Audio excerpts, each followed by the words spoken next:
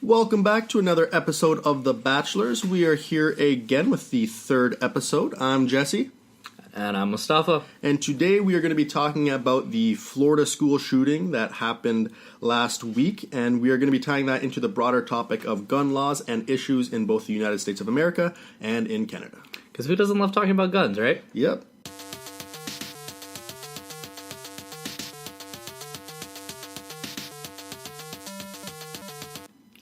So, to get started, I'm sure most people are aware that there was a mass shooting in Florida last week. It happened at the Marjory Stoneman Douglas High School. 17 people were killed. They were mostly high school students and a couple teachers. And we're not going to get really into the actual subject of what happened during the shooting. We're going to talk about a little bit about the shooter, and then gun laws in general in Florida and the U.S., and then the topic of gun control as a whole. So, Jesse, you want to take away conversation about the shooter? For sure. So for those of you who haven't heard already, the gunman who allegedly, although I'm sure we can all safely say it was him, his name is Nikolas Cruz. He was, by all accounts, a slightly troubled teen who had been at this school but was expelled for various reasons. And he was able to obtain a gun, an AR-15, which is an assault rifle. And he used this to carry out the attack at the Florida high school, which left 17 dead. So, of course, the question is, how did he get this gun? And there were various... Before we get into that, I think we got to correct the fact that troubled teen is white supremacist in this situation, because that's definitely what Nikolas Cruz is. White supremacists claim that he was a member of their group.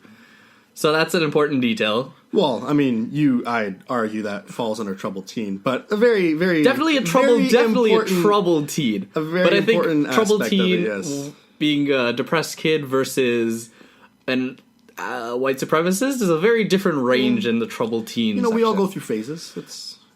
I'm hoping that's never going to be a phase of mine. But anyways, let's go on to the gun. Regardless, whether you bring in white supremacy or not, it obviously after the fact it's a lot easier to say this, but it seems obvious that he is someone who should not have been allowed to purchase a gun. For example, in 2016, the Florida Department of Children and Families had a report that Cruz had certain mental ailments, including depression, which led to self-harm. He announced plans to buy a gun. He, on various accounts, had racial slurs, hate symbols, obviously tying back to potential ties with white supremacy. He had ADHD, and he was apparently autistic. But the report came out and said that the final level of risk is low, and that played a part in him being able to purchase a gun. So, it was a failure on many accounts on why Cruz was out of the public at all, and wasn't perceived not to be a risk at all. He was also reported to the FBI. The FBI made no action on that. There was failure on so many accounts onto why this kid was... why this guy, because he wasn't a kid. He's 19, right? He should be tried as an adult. If he is not treated as an adult, I think that's very much a failure of the system. But it's like, why did nobody take him seriously? I mean, I guess it is a case of just not thinking it was legitimate. I mean, a lot of the aspects of the reports that were eventually brought up to the FBI were things said online, and not to discredit the genuine thoughts behind statements said online, but a lot of times people don't mean what they say, so I assume that's what went into that. But the ironic thing is obviously the FBI was aware of certain things he said online, one of which was I want to become a professional school shooter or something along those lines. And the ironic part is that the FBI is the one who does the background checks for gun ownership, at least in most cases. It makes me wonder, if some kid named Mustafa, myself, said online that I want to be a professional school shooter, I wonder if they would label me as a final level of low risk as low, as they did for Nelson Cruz. I mean, you're already on some lists, so probably not. Yeah, I don't think this is an entirely unbiased system of why he was not rated a risk at all. Yeah, I mean, like you said, it's a failure of the system. There were definitely, again, we realize this is easy to say after the fact, but you got to believe that with this information in front of them, as it's reported that they did have this information. How did this get let through, right? I mean, hey, it's great when white supremacist nations protect white supremacists. Okay, right, moving on. So let's tie this. Obviously, we're in agreement that this young man should not have had the ability to buy a gun legally. Illegal purchases aside, he definitely should not have been able to go through the FBI, a federal institution that is supposedly protecting the nation, and purchase a weapon through them. So did Nicholas Cruz did he get a background check when he bought his gun? I believe so. I mean, he bought it from a licensed dealer, who apparently is now out of business, obviously from the backlash. So that's a part of the story that I feel like we definitely didn't mention. In Florida, if you want to buy a gun from a gun store, then you do have to get a background check, right? Yes. But Nicholas Cruz did not. In Florida, if you want to buy a gun from a third-party retailer, if somebody is selling a gun at a gun show or something like that, you don't need a background check. And that is where Nicholas Cruz got all of his guns. Nicholas Cruz never did a background check because he didn't have to. AR-15s are also on the same classification in Florida as like handguns and stuff like that because that makes sense. Yeah, it makes total sense in the sense of you can buy it from someone at like a gun show or something because obviously guns don't kill people. People do. That's the saying, right? And so how do you feel about that, Jesse? I mean, it's one of those things that needs to be changed that will never change. I mean, we can get into what needs to change a little later, but as you were saying about third-party and not official business sales of guns, for some reason there is a difference made between the two. If you, and I quote, according to the ATF, repeatedly buy and sell firearms with the principal motive of making a profit, then you need to have your customers go through background checks. But if you're just some dude with a bunch of guns who wants to sell them, you don't have to. Which makes no sense. Yeah, that's a great argument, right? In any case, like, if you're going to make a difference, I would switch them and say that if you're an actual business, maybe you have better... Because there's actual some, like, reputation. Exactly, and if you're just some Joe Blow, then you need to go through some formal process. But, I mean, there should be a formal process either way. I mean... So... Then I think that ties into, like, what do you think should change? Because you mentioned you feel like there is no change will come out of this. So go, I mean, I can see change in the relatively small details like the process that is needed to go through to purchase weapons. But when you get into the discussion of guns being banned, guns being taken away from all the Americans who currently own it. Americans, you can throw Canadians in there as well. I mean, that's not going to happen. I mean, I don't see a time in the near future or relatively far future where that is going to go over well, if at all. Okay, but I feel like a proposition to change anything does not have to be a proposition to make the most extreme change possible, which is taking all guns away. But when you get into the fact that a lot of people, now whether they believe it or they're just like toting the horn of the wider group saying, but it's always back to the Second Amendment, right? The right to bear arms to protect themselves.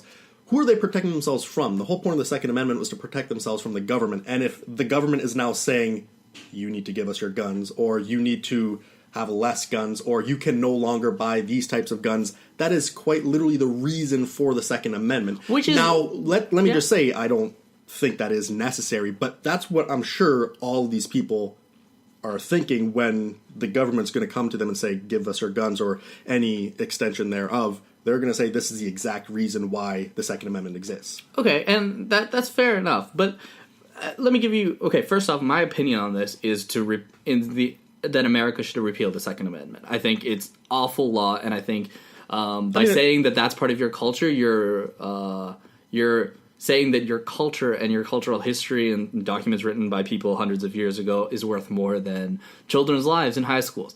But aside from that, I'm really wondering what the logic is behind saying, oh, this AR-15 that I'm buying, it's a semi-automatic rifle, is going to protect me from the army walking down my street wanting to take my guns away, because I don't think an AR-15 is ever going to protect you from the U.S. military.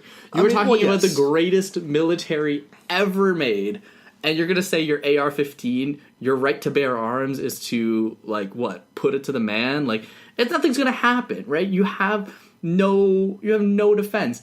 And then you have people like conservative pundits going online and saying that we need to start using drones to protect the American schools because that's what we use in Syria to protect American interests. I actually haven't heard that one. That's that was even more ridiculous than arming teachers. But let's use military drones. I really hope that was said in sarcasm and they're just kind of like exaggerating. But if that person or people who said that really believe that, that's are they going to tolerate the amount of civilian deaths that are? It's collateral, right?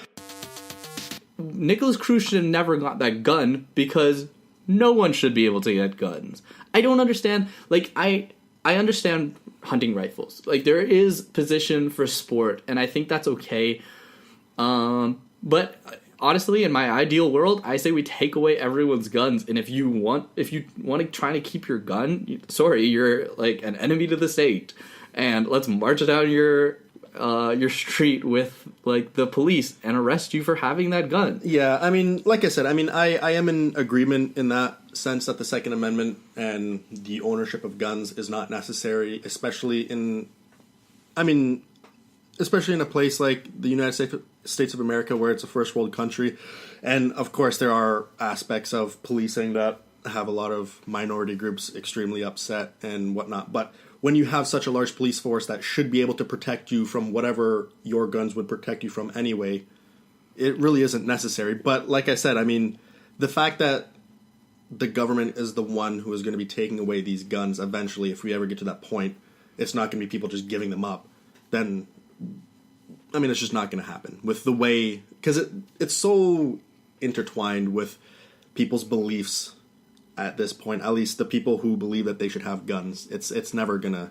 U.S. only. A change that you could see happening and you would like to see happen. Just like one strike and you're out type deal when you're dealing with background checks. I mean, if they think you have so much as, depression, you just cannot have access to a gun. And I mean, I know that might not be fair for people. I mean, I know there's people with different things that are fully functional in society, but when you have the potential impact that owning a gun and using that gun, I don't think there's any room for, well, there's probably not going to be an issue. I think if someone thinks there's any way that a pre-existing condition, whether or not you were fully functional with that condition, can end up being the cause of a shooting like this, I believe it should just be a one and done. I'm sorry, you are on the list of someone who cannot get a gun.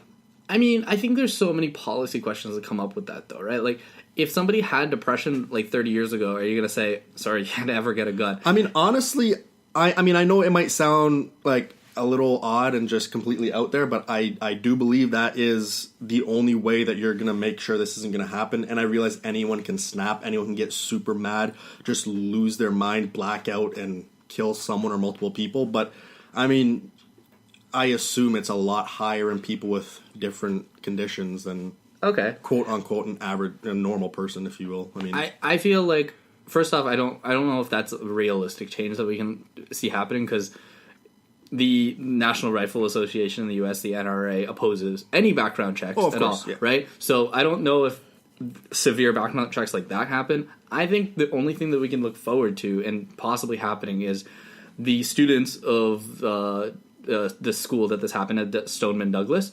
They've been rallying now. They want the assault rifles ban back, because obviously no one needs an AR-15. You don't need that to hunt, and you're not going to protect yourself in the military with that. And I feel like just background checks, just common sense background checks. And I think that we have to stop saying every time that there's a mass shooting that we're blaming mental health, right? Like, it's a gun crisis and it's a health crisis. It's not it's a gun crisis.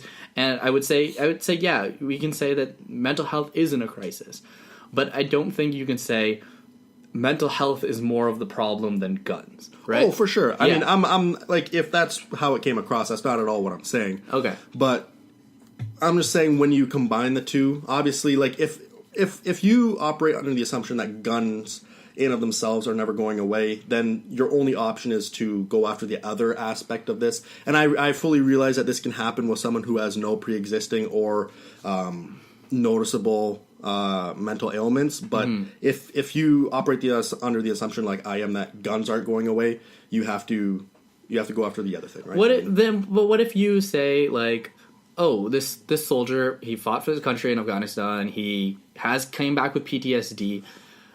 We as a country, we as a nation that sent this person to war are technically responsible for this person having a mental illness. Do we then say that the punishment for this person is that they're never able to get a gun when they've had a gun their whole life? Now we take it away from them because they have PTSD. I mean, in my ideal, gun to person relationship, yes, you would say you cannot own a gun. I mean, unless it's, again, when you get to the point where you're saying this person does have an increased risk of violent behavior, whether that's from PTSD or not, is that banning them from the AR-15s, the handguns, and also the hunting rifles that I assume, if any change happened, would still be allowed? I mean, I'd say yes, honestly. I mean, it's if you're taking responsibility for this person, that doesn't mean that they are exempt from the rules you're placing on other people. That just means you have to go above and beyond to help them deal with that issue, not necessarily give them rights that you would otherwise be taking away from others. So, bringing it all back to Canada, Andrew Scheer, the leader of the Conservative Federal Party of Canada, he is of the idea that... before we get into that, actually, AR-15s are legal in Canada. They are in the highest range of, restricted weapons. You can get a handgun, a rifle, a lot easier, but AR-15 is a very, very hard gun to get in Canada. Also, in the magazine for an AR-15, you can only have up to 5 bullets at a time in a magazine of an AR-15 in Canada. I said that twice. Anyways, Andrew Scheer is of the opinion that this should be repealed. It's like the Canadian version of the NRA. I don't remember the name. I think it's the CCRA or something like that. I don't know. But they have given Andrew Scheer a grade rating of A, because they want to imitate the NRA, so they're going to start giving grade ratings to politicians, obviously. Andrew Scheer is of the opinion that rules around AR-15 should be loosened, because who doesn't need a mass killing, the choice weapon for mass shooters, more easily available and more easily able to kill people in Canada. So, I want to know, what do you think about that, Jesse? I mean, of course, I mean, I don't understand why you would think that. I mean, maybe you can operate on the assumption that Canadians are less violent, therefore we should have more guns and we'll be able to use them perfectly fine without any issues. I don't understand, I really don't understand where that's coming from. Why would you think that we need more guns, more or less strict gun laws? I mean, you can have these guns for the purpose of taking them to gun ranges. You can have hunting rifles for the purpose of hunting under Canadian law. Mm-hmm. Why else would you need the gun? Yeah, why else? I think an AR-15 with a maximum of 5 bullets in each magazine, I guess that could be used for hunting, right? You've got 5 bullets, right? Well, I mean, if you're planning on... I mean, I don't... if you're planning on mowing down a deer, yeah. Yeah, I'm going to say, I'm no expert in hunting, but I assume if you're shooting a deer or whatnot with an assault rifle, the meat isn't going to be the best. Yeah, I think it's going to be a little extra tender, but I'm just saying, you got 5 bullets, right? 5 bullets, sure. But, only 5 lives. Extending that even further, I don't know, AR-15s shouldn't be restricted, they should be banned. And then you say, let's not only take this weapon that we have seen has been used constantly in mass shootings across the U.S., it's the one that was used... it seems to be the one. Yeah. It's the weapon, right? Yeah. It's you want to go shoot up a school, you use an AR-15, yeah. Right? As fucked up as that sounds, it's that's the weapon of choice. Yeah. And then you're going to say, let's make that even a little bit more dangerous in Canada because what we want to encourage more mass shootings. We want to make it easier. Instead of saying you only have 5 bullets a time in each magazine, you're going to have I think the full load is 24 in a magazine. Yeah, I don't know. That's it for guns. You want to get some quick notes? Hopefully that's it for guns. I mean, I really hope that we don't have to come back on here and talk about another shooting. Something tells me that we will. But, here's hoping, knock on wood, that doesn't come around again. So I guess be it resolved. Yeah. People don't really need guns. We do not. So, Jesse, you got some quick notes for us? I do. I have a couple fun ones. I felt a little off last time when you had a very unserious quick note. You got to put a silly one in there every now and then. So, I'm going to start off with doobies make boobies. Yes, you heard that right. Doobies make boobies.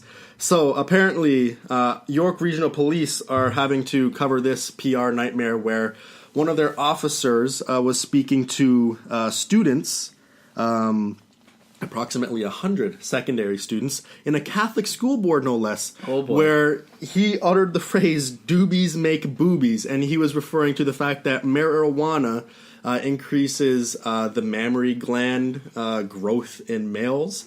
That's lit. He was saying, I mean, if unless you want very large mammary glands speaking to you, males, then put that doobie down. So my quick note is that Patrick Brown is a fool. Patrick Brown clearly only cares about himself, and he realizes that he has no career outside of politics because he is clearly incompetent, even in politics. And so he's deciding to run his own party into the ground because that's what you do when you have nothing else to live for except for a career in politics. Well, I'm sure you'll be happy that the Liberals have no competition now. It kind of scares me, just the fact that Doug Ford, I'm a little afraid. Dougie might... Doug Ford's winning, all right? Dougie might shock some people, and some Torontonians might be a little less shocked by that. Got a next quick note for us, Jess? Speaking of shock, or at least the lack of shock, guess what? The University of Toronto is superior. Now, the University of Toronto has placed 4th place in the Putnam Mathematical Contest. Now, don't ask me specifically what the Putnam test covers, nor who the test was administered to. Don't even ask me how many schools took part in this test. All I know is that the University of Toronto, the St. George campus exclusively, of course. Of course.